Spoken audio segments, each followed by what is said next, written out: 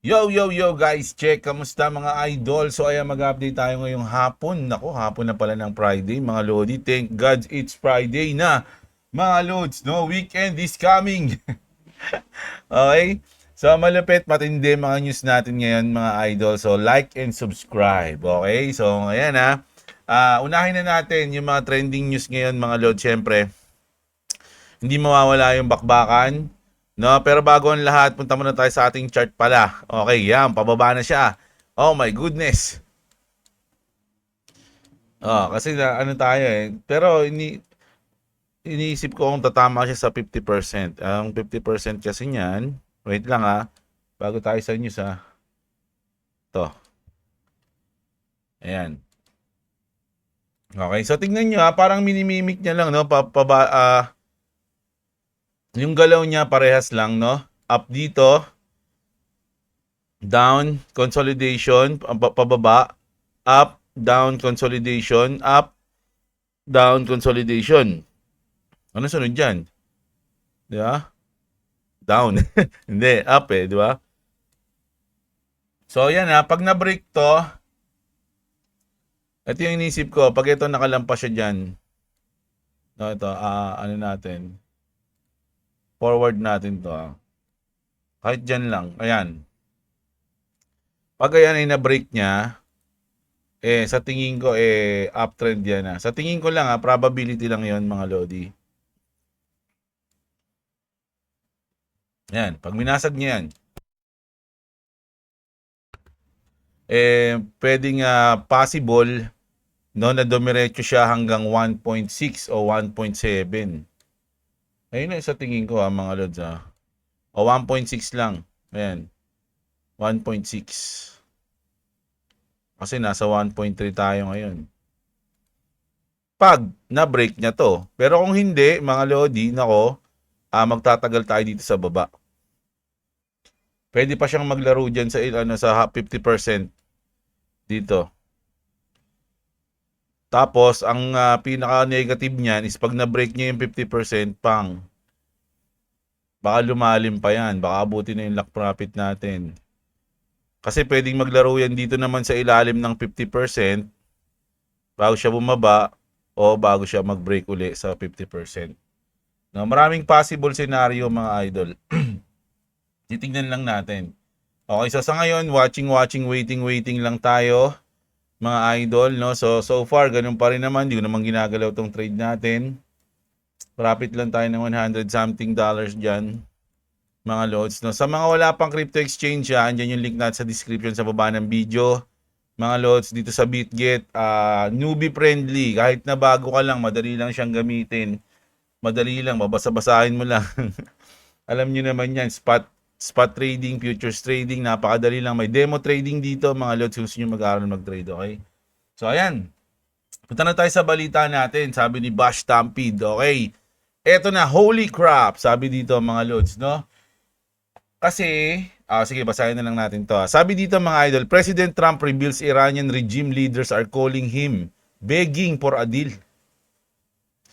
Ibig sabihin, gusto na makipag-deal, no, ng Iran. Parang, siguro na pagtanto na nila nako, hindi tayo tatagal. Kahit na tumagal tong bakbakan na to, tayo rin yung matatalo sa huli. Kasi bukod sa dalawa yung kalaban natin, isa sa kalaban natin is the most powerful country in the world. No? So, mababawasan lang tayo, marami lang mamamatay. Siguro ganun, na-realize niya, no? Sabi dito ni Trump, they're saying, they're saying how do we make a deal? I said, you're being a bit late pala. Sorry. O, ayan Parang sinabi niya na to kaya Jerome Powell di ba? You're too late, Jerome Powell. Pero ito sinabi niya naman sa Iran, no? A little bit late na kayo, sabi nito, no? Kasi sabi niya, their navy is gone, no? Ubus na raw mga lodi, 24 ships in 3 days. Inubos ng US mga idol. That's a lot of ship. Sabi dito, their anti-crop weapon are gone. So they have no Air Force, mga lodi. Alam ko yung anti-aircraft weapon nila, isa pa yan sa mga sinupply ng China sa kanila. Most advanced Anti-aircraft defense, mga lodi, binasag ng US, pinadala ng China yun. Kumbaga, tumulong in China, no, sa Iran, nagpadala ng most advanced air defense, no, pero pinasabog din ng US. So they have no air force. They have no air defense. All of their airplanes are gone. Oh, ayun sabi ni Trump, ha. Their communications are gone, missiles are gone, launchers are gone. Oh my God, lahat na gone. Mga idol, baka wala na rin silang gun. We continue to we continue to demolish the entire far ahead of schedule. Kumbaga, yung in-expect nila na, oy, 30 days to, o tatagal to ng 30 days o ng 60 days, no? Pero ngayon, nakikita nila na, ay, mabilis lang pala. Nabakbak na natin to ng medyo mas mabilis, no, sa schedule. Ayun yung sabi dito, no? We're destroying more Iran's missile and drone capability every single hour, knocking them out like nobody thought was possible. As soon as they set up a missile, within 4 minutes, the launcher gets hit. They don't know what's happening, but we have the greatest military anywhere in the world. Other than that, they're doing quite well. So ito, ayun na nga, no, tinatawagan nila si Trump na makipag-deal na. Kasi mga lodi, yung deal na yan, syempre, umaasa pa rin yung Iran na medyo papabor sa kanila o sasaya sila sa deal kung pagbibigyan sila ni Trump sa gusto nila. 'Di ba? Kumbaga satisfactory nga yung sinabi ni yung isa-isang news eh. Kumbaga titigil namin yung nuclear something namin weapon, pagbuo ng nuclear weapon, basta yung deal eh medyo masasatisfy kami, no? Ang tanong kung papayag si Trump ng ganun. Paano pag sinabi ni Trump na, bala kayo, hindi, sige, buuin nyo yan, nagigirahin na lang namin kayo. Ganun, di ba? Babakbakan na lang namin kayo, walang deal. Makulit kayo eh.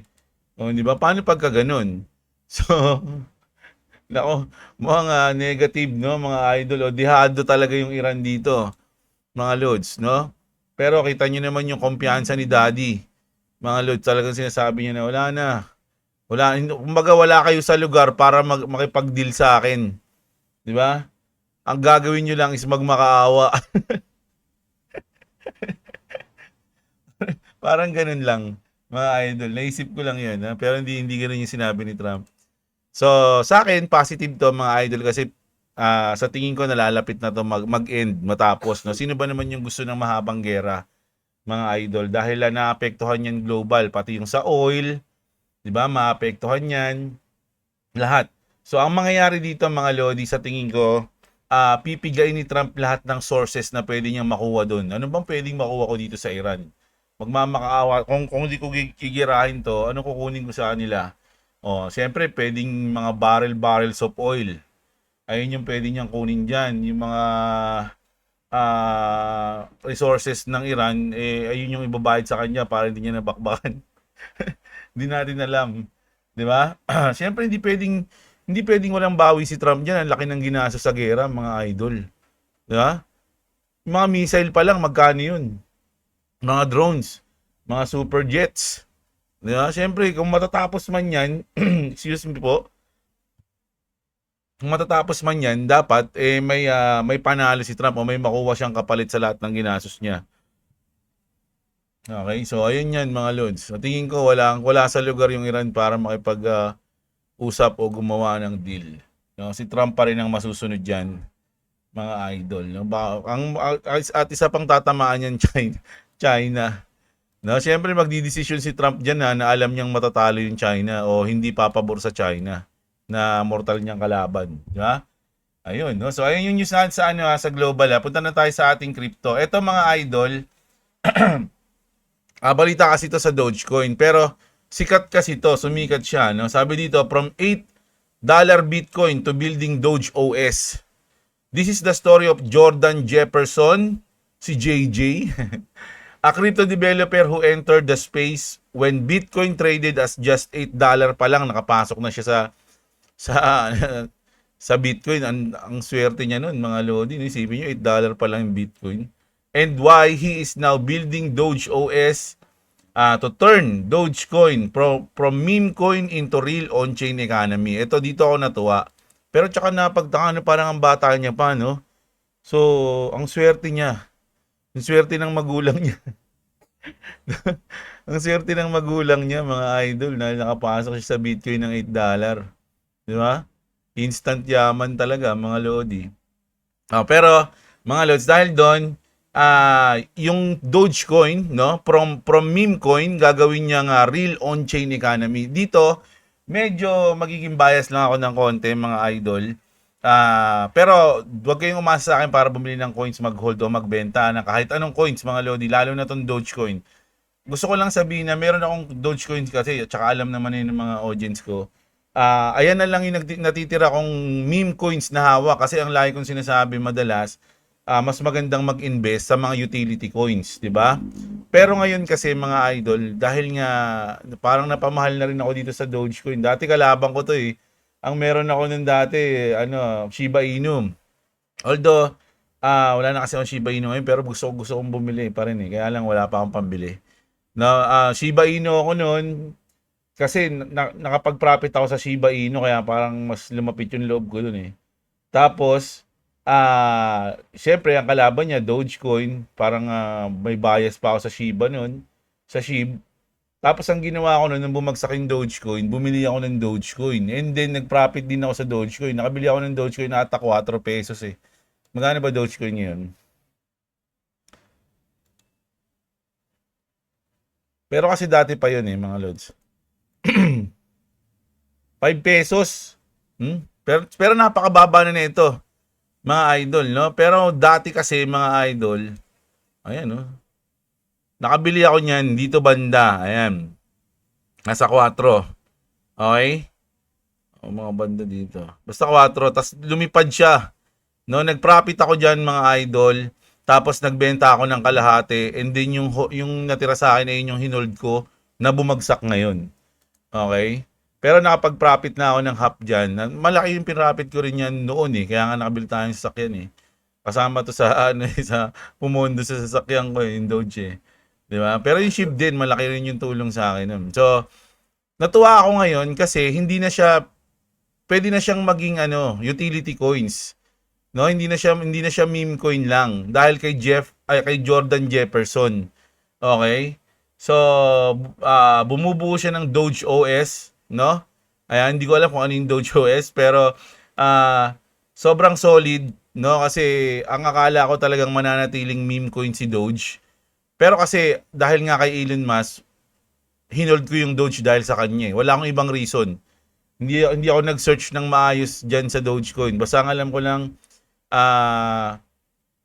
coin siya ni Elon Musk at si Elon Musk is isa sa mga pinaka sikat na tao ngayon sa buong mundo, main character ng buong mundo. So lahat ng kilos niya pwede niyang sabihin bigla na gagamitin ko Doge, so may chance na lumipad bigla si Doge. Parang ganun yung nasa isip ko lang nun. So ayun lang inihintay ko. Walang kwentang search yun, mga lord. So kaya sabi ko nga okay, bumili kung hindi nyo isi-search eh. Pero ito, good news para sa akin dahil mukhang hindi na magiging meme coins na lang si Doge dahil gagawin ni Jordan Jefferson. Okay? Ayun. Tapos eto naman, mga lodi, antindi rin nito. Basahin natin si Pope ha. Vatican test AI translator so pilgrims can understand mass in 60 language. O ayan ha. Aiming to take the mass more accessible to the global faithful. Global to, mga lodi ha, buong mundo. The spiritual and administrative center of the Roman Catholic Church has announced plans to utilize AI to provide real-time translation for liturgical sorry liturgical celebration. So ito, mga lods ha. Maganda to, alam niyo kung bakit, kasi parang gusto nilang mangyari dito, mga idol. So halimbawa nagmimisa si Pope, 'di ba? Pinapanood mo siya sa TV tapos Tagalog yung salita niya. Parang ganoon, no? Mata-translate niya kasi siya eh, translatable lang 60 language eh. Sana may Tagalog, may Pilipino. So ganoon, mga idol, no? Parang ang mangyayari habang nagmimisa siya, yung AI tinatranslate yung sinasabi niya in our language o kung saan ka man. No, kunyari sa ano ba bang mga, sa China. So, yung salita nila, nagmamandarin, ganun, hindi natin alam eh. Tapos nagpipilip, nagtatagalog, ganun. Ganun yung plano nila, mga idol, no? So, which is good. Lalong-lalo na sa mga devoted Catholic, mga idol, no? Matutuwa yung ano yan, matutuwa sila dyan, mga lods. No, okay, okay. Ang ganda ng plano nila dyan, mga idol. Tapos, isang malupit na update na mabilis lang sa Pi Network. Kita nyo naman, mga loads, umap ng 14% ang Pi. Dahil, bakit daw? Ito yung reason. Pi Network is up by as much as 14% today amid news of a successful network update. So, nag-update sila ng network nila kaya medyo naapektuhan yung presyo ng Pi. Mga idol, ako hindi, wala akong, dati bumili ako ng Pi nung lumabas, kaya lang nakita nyo naman bumagsak. No, natalo ako dun. Pero, na ano ko yun, na may risk management yun, kaya natalo lang ako ng konti, mga idol. Pero talo tayo dun. Simula nun, hindi na ako bumili ng Pi. Ang Pi ko na lang is yung nasa cellphone, na meron akong 2,000 Pi sa cellphone.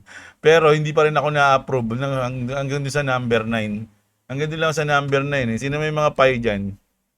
Oh, wala ta. Hindi ko pa rin na-approve yun. Ay, hindi pa rin ako na-approvean doon. Simula nun, hindi na ako bumili ng, ng Pi Network sa crypto exchange. No, inintay ko na lang yan, mga lods. No? Pero good news yan sa mga devoted Pi community. Mga lods, alam nyo naman yan, di ba? Yung mga pioneers. Ayan, congrats agad sa inyo. Sana magtuloy-tuloy na yan. Sabi nga dito, mukhang naging bullish ang sentiment ulit sa Pi dahil sa update. Let's see kung masusustain. No? Sana nga masustain. Okay? So, punta tayo dito sa Clarity Act, mga idol. No? Nako, kalaban talaga yung bank, mga idol. No? Ito, harap-harapan na to. Banks reject White House stablecoin rewards deal and stall Clarity Act. Banks have rejected compromise proposed by White House on a major US crypto market bill per Reuters. Officials attempted to broker a middle ground between banks and crypto companies. The proposal allowed stablecoin rewards is a limited cases such as peer-to-peer transfers between users. However, the plan prohibited incentives in idle stablecoin. Ito yung mga lods yung keywords dyan. Yung mga idle stablecoin, yung mga halimbawa, tinambak ko lang yung stablecoin ko dyan, yung USDT ko, ng isang taon. Kumikita yun, mga idol. No? Ayun yung ayaw ng bangko na mangyari. No? Na kumikita yung mga idle stablecoin. 'Di ba? Nag-yield siya, nag-earn. Kasi, alam ko ang percent lang sa bangko, maliit lang. Hindi ko alam kung 1% o 0 point something eh. Pag sa stablecoin kasi dito, pag napasa to, mga lodi, mataas, nasa 4% ata, something like that. Hindi ko alam. So, anong mangyayari kapag pumasa to o naaprubahan yan? Yung mga kliyente ng bangko, lilipat na sa stablecoin kasi mas malaki yung kita dun, mas malaki yung yield dun. Mawawalan sila ng client. Ayun yung ayaw ng banks. Kaya nila pinipigilan yan, no? Crypto companies accepted the plan. Banks have rejected it, fearing large outflows, no? So talagang mag-out yung mga client nila pag gano'n, lilipat lahat sa sa stablecoin, mga loads, no? Dahil mas malaki yung kita doon. Ayun yung ayaw nila mangyari at kaya pinipigilan nila ng sobra-sobra yan, mga idol, no? Ito naman, no? Yung tatlong pinakamatindi, mga lodi, no? America's most powerful financial regulators, three of America, ano yun? The Fed, OCC, and FDIC just released a joint statement, no? The message was simple, tokenized security. So tagalogin natin to kasi medyo mahaba to para maintindihan natin. Matagal nang dahilan ng mga bangko ang kulang na regulatory clarity para hindi sila pumasok o mag-hold ng crypto-related asset. No, meron silang mga reasons, dinadahilan nila na, hindi, ito yung dahilan namin kaya ayaw namin mag-hold ng crypto. Ngayon, nawala na yung excuse na yan, sabing ganun. Pwede na silang mag-hold, mag-trade at gumamit ng tokenized asset bilang collateral ng walang regulatory penalty. Okay? Epekto nito, ano ba epekto nito? Maaring maglipat ng trilyong dolyar na traditional na asset, no, yung treasury stocks at iba pa, papunta sa blockchain para sa mas mabilis at efficient na settlement at trading. Malaking hakbang ito para tuluyang pumasok ang Wall Street at malaking bangko sa crypto space sa mas malaking sukat. Kumbaga, mas mapapadali kasi mga idol hindi na komplikado.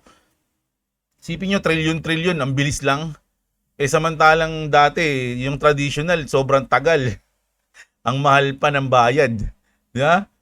Sa madaling salita, binigyan ng green light no, ng US regulators ang mga bangko para yakapin ang tokenized asset nang walang takot na mas mataas na capital charge. No, ayan, charge. Malaking bagay ito para sa kinabukasan ng blockchain sa traditional finance. No? So, ayun na nga mga lods. No? Nagbigay na ng green light yung Fed mismo. No? Pero, tatlo sila. Yung three of most America's powerful financial regulators, yung Fed, OCC at yung FDIC, no? Sila pala yung tatlong malalakas diyan, mga idol. Okay. So ito ito ba yung parang ano na to? Finish line. Sabi dito, SEC officially announced April 16 roundtable on Clarity Act. Nako, tagal pa niyan Ano ba ngayon? March. Malapit na pala. Pero next month pa yan. Ang haba pa ng March natin. No? In a new release today, SEC confirmed it will host a public roundtable on April 16, 2026 to discuss Clarity Act reform. Di sakto pa rin pala talaga yung sinabi ni Brad Garlinghouse. April. Di ba? April yung sinabi ni ano, di ba? Ni Ninong Brad. This comes a Congress pushed the Clarity Act to define who regulates digital asset and how US market should operate going forward. Get it done. More to come, no? Ayan mga lodi, no? So hindi ko alam kung ito na yung deadline na hanggang dito. Ito na yung deadline natin, April 16 Kailangan mapasa na yan Pero malayo pa yan. Sana, ako, isa sa reason kung ba't gusto ko na matapos na yung gera para mapukusan o sana pansinin ni Daddy Trump to. No, kasi pag si Trump na yung nagsalita dito, wala silang magagawa diyan kasi si ano rin yan Si Trump yan batas ni Trump yan mga lods, gusto niya maipasa yan 'Di ba? Siya rin yung may pakana niyan dahil gusto niya maging crypto capital of the world ang US. So, kung gusto niya mangyari yun, dapat na ipasa tong Clarity Act na to. Siyempre, hindi makasikaso ni Daddy ngayon yan dahil busy siya sa Iran o sa gera. So kaya isa sa reason kung ba't gusto kong matapos yung gera para maharap niya na to at matahimik na yung mga bangkong chikito. Pero sabi ko nga sa inyo mga idol yung mga bangko sila yung nasusunod talaga, no? Simula pa nung history dahil nasa kanila ang pera mga idol. Kumbaga kahit mga presidente medyo lumuluhod sa kanila para lang mas makatulong sa US, di ba? Pero mga idol ngayon, iba kasi si Trump. So mas gusto niya yung adoption ng crypto, kaya medyo natatakot ngayon yung mga bangko, mga lodi. First time in history. So ano to? Nako. Ripple is now working through eto na, OCC, final pre-opening requirements for Ripple National Trust Bank. Mga idol, parang kakabanggit lang natin ng OCC. Ano ba yung OCC? Yung OCC is isa sa mga ayan di ba? Three of America's most powerful financial regulators, OCC kasama, 'di ba? So sabi dito mga idol, Ripple is now working through the OCC's final pre-opening requirements for Ripple National Trust Bank. If those are cleared and the OCC grant permission to open, Ripple would become a federal regulated US trust bank, allowing it to provide regulated custody and financial infrastructure for institutions directly inside the US banking system. This is huge for XRP.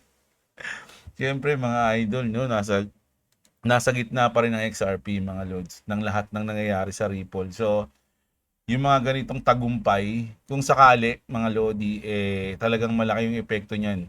No? Sa tingin ko mga idol kayo ano ba sa tingin nyo? Yeah? So ito, matindi to. Super bullish no? XRP Army. So basahin na muna natin Ripple Prime platform that bought Hidden Road last year has just opened the doors to all Coinbase derivatives. Kasi yung nag-partner na mga lods yung Coinbase tsaka XRP has just opened all the doors of Coinbase derivatives, includes XRP Nano Future and Perpetuals, all regulated by the CFTC, trading 24 hours, 24/7 pala. Professional clearing to by nodal clear, easy transactions.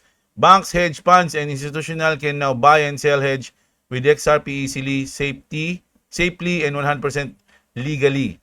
More, ito na, tagalogin na natin para mabilis lang to. Ayon sa post, binuksan na ng Ripple Prime, platform ng Ripple na binili ng Hidden Road noong nakarang taon, ang access sa lahat ng derivative contracts mula sa Coinbase Derivatives, kabilang ang Nano Futures at Perpetuals, no? So, ayan, yung ginagamit natin ngayon, ito. Ayan, Perpetuals to ng XRP, mga pangunahing punto regulated ng CFTC US regulator. 24/7 trading, professional na clearing sa pamamagitan ng nodal clear. Sa madaling sabi, mas madali, ligtas at legal na ngayon para sa mga bangko, hedge funds at malalaking institusyon na bumili, magbenta at mag-hedge gamit ang XRP. Ayan Nangangahulugan ito ng mas malaking institutional money na papasok, mas maraming liquidity at posibleng mas mataas na presyo sa inaharap na future. Binibigyang diin na hindi na lang tungkol sa payment ang Ripple. Nililikha na nila ang buong tulay o bridge sa pamamagitan ng traditional na pananalapi at crypto, tunay na infrastructure, hindi lang hype mga lodi. Maraming sumang-ayon at excited. May ilang ding skeptical o nagbibiro tungkol sa timing. Pero overall, bullish tone ang post para sa XRP Army. So, ayan mga lods. Sobrang tindi niyan, mga idol. No? Kumbaga, tuloy-tuloy yung adoption Mga lods di ba? Tuloy-tuloy yung mga good news na nangyayari. Isang flip na lang, mga lods. No? From bearish to bullish yung market, doon natin mararamdaman, doon natin makikita yan, mga lodi. No, ako sa akin maraming kumukontra na moon boys ako. Kumbaga lagi akong bullish Yung iba naman sinasabi na wala na, bear market na, ganyan-ganyan, niloloko mo yung mga tao. Tangina, ba't ko niloloko? Nakakabwisit yung mga ganun, no? Tangina, wala ka namang alam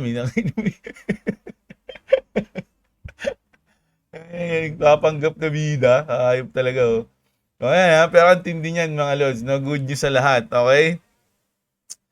Ito na yun, ito yun sa Coinbase Okay, derivatives including Bitcoin.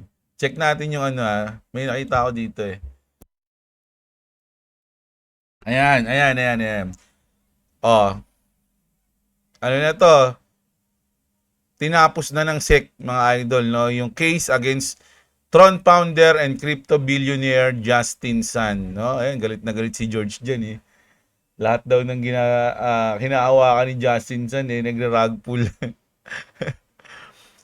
Syempre si Sec Paul Atkins says US needs clear rules for digital market. So, ang dami na nagsasabi mga idol na kailangan nang ipasayan mga lodi. China orders its largest oil refiners to suspend diesel and gas export as war in Iran escalates mga lodi.